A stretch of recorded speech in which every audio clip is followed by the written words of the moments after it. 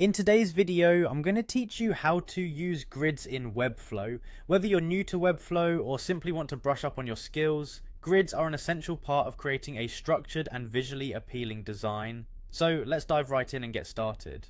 First, you'll want to head over to the Webflow editor. This is your starting point for all things design and development within the platform.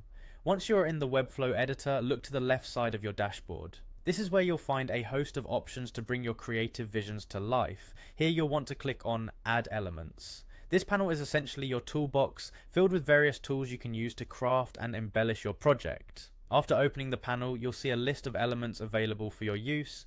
Scroll through and find the option labeled Elements and give that a click. Now, if for some reason you're having trouble locating the grid option, don't worry. The solution is simple, just type grid into the search bar. This little trick will help you quickly zero in on the grid component. Now that you've found the grid, go ahead and click on it. Once selected, you'll notice that you have the ability to drag and drop the grid onto your canvas. This is your chance to determine exactly where you want your grid to live on your page. Take a moment to position it just right, and then you're ready for the next step. With your grid in place, you can adjust it according to your preferences.